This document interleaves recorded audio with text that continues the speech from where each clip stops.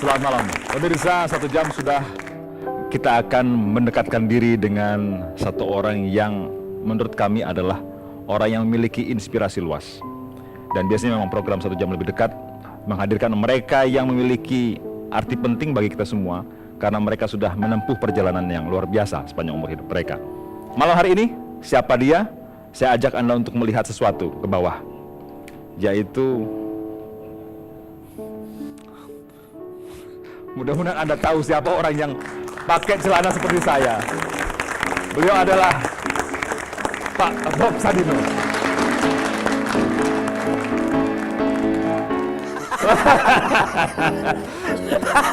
Saya merasa seperti orang telanjang terus terang.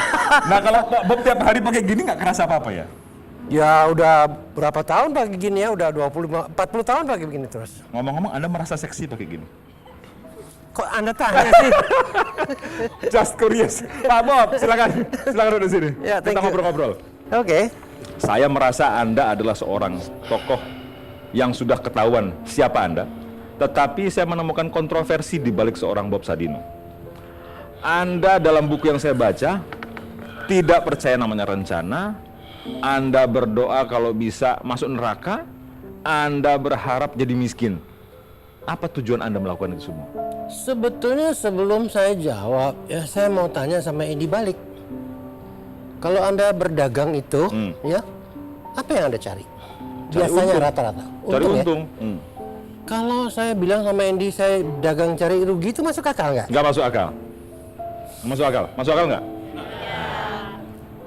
Andy, saya lanjutkan ya. Ya. Orang dagang cari untung tuh untung terus nggak?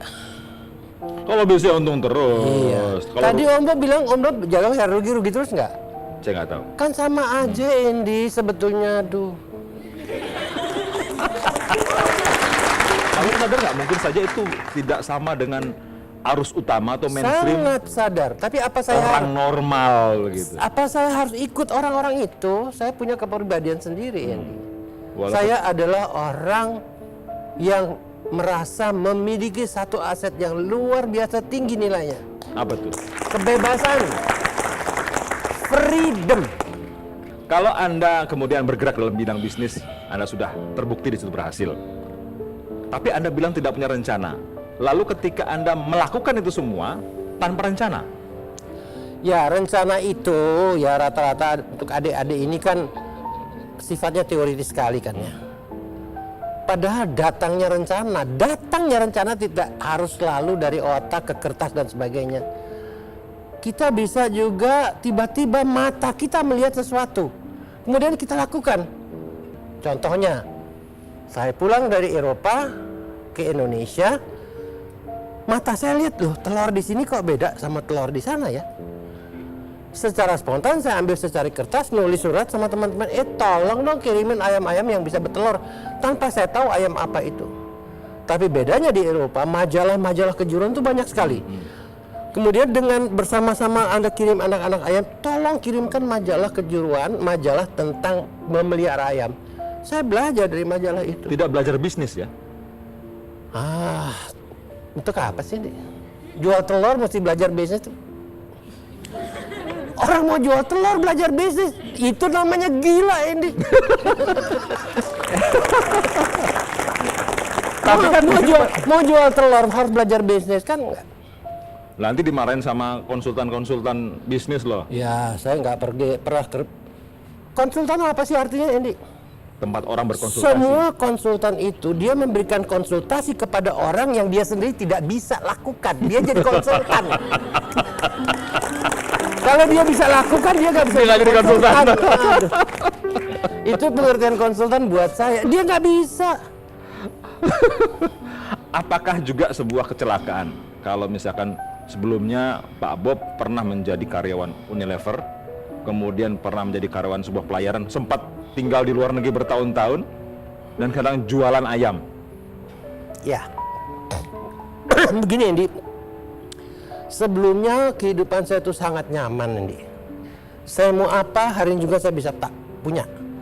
Saya pulang ke Indonesia 3 bulan, saya masih bekerja pada perusahaan itu. Satu malam saya bilang sama istri saya, "Ma, besok saya nggak mau kerja." Tiba-tiba ngomong begitu? Tiba-tiba ngomong gitu. Besokannya saya jadi supir taksi. Ya, sesudah taksi itu ketubruk, saya nggak punya uang. Saya juga nggak mikir panjang, saya jadi kuli bangunan di Kemang. Gajinya Rp100 per hari. Makan gado-gado telur, gado-gado telur. Setahun ini. Nah, sampai pada akhirnya mata saya mulai lihat, loh, ini telur nih beda. Nah, itulah saya mulai terus. Disitulah saya yang namanya mulai usaha tuh di situ.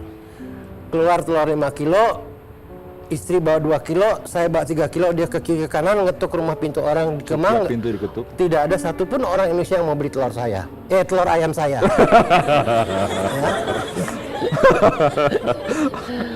Aduh. Yang beli siapa dong kalau gitu? Akhirnya di Kemang tuh udah ada beberapa orang asing cukup banyak ya. Begitu ketok pintu rumah orang asing, udah dia langsung beli. Nah, disitulah awal sebetulnya usaha saya. Setelah seminggu kita ngantarkan telur, mereka bilang, udah deh Bob, kamu di rumah aja, ntar saya datang ke rumah kamu. Nah, di situ dia nanya, Bob, garamnya dong, Bob, mericanya dong, Bob, ininya itu. Jadilah toko gitu. Rumah kita yang 50 meter persegi jadi warung. Saya pernah baca juga Pak Bob ketika berjualan telur itu, dalam telurnya diisi anggrek.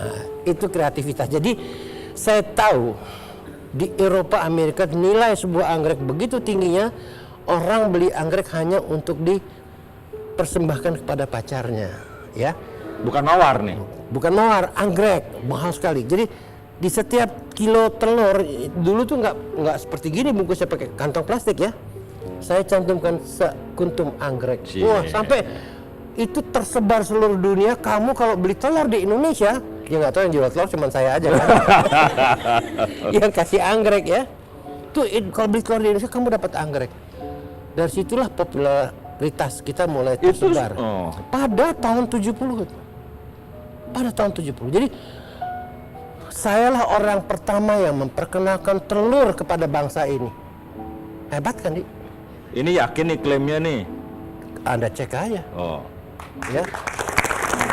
Ngomong-ngomong, pada saat jualan telur sudah celana pendekan gini belum? Iya. Sudah celana pendekan gini? Pasti, karena saya melihara ayam, Andi. Anda bisa bayangkan kan, pagi-pagi saya dan ibu harus kasih makan ayam. Nanti buang kotoran-kotoran ayam. Nah, ketika saya sudah beberapa minggu kemudian saya memelihara ayam petelur, sudah itu saya minta kirimkan ayam yang bisa dimakan dagingnya, adalah ayam pedaging kan. Yang namanya saya nggak tahu apa, dulu saya nggak tahu. Nah, disitulah lagi-lagi saya jadi orang pertama yang memperkenalkan telur dan ayam untuk orang Indonesia dan bangsa ini. Makanya. Wow, saya tertarik ketika Pak Bob sudah bercelana pendek pernah diusir sama DPR. Ya iyalah, Andi. Padahal sudah memperkenalkan telur ke orang Indonesia, memperkenalkan ayam pedaging ke orang Indonesia. Karena DPR juga punya kuping, jadi dia mau dia panggil saya supaya cerita gitu loh. Apa kemajuannya Bob Sadino. Acaranya jam 8 pagi, saya tungguin kok belon-belon aja nih. Jam 9 belon-belon aja nih. Terus? Nah, sudah itu menjelang mau jam 10 ada salah seorang DPR datang ke saya, Pak Bob, tadi kemarin naik apa? Naik mobil. Bisa pulang lagi nggak? Kenapa? Ganti baju Gi. Wah, wartawan enggak? Wah, saya diuber sama wartawan. Besok paginya koran yang pro dan kontra ribut. Yang koran yang kontra bilang Bob Sadino adalah orang yang paling kurang ajar, melecehkan rumah terhormat Indonesia dan sebagainya. Dia datang bercelana pendek, tidak tahu sopan santun dan sebagainya. Itu sebagian koran bunyi gitu. Sebagian koran yang pro saya, dia bilang apa?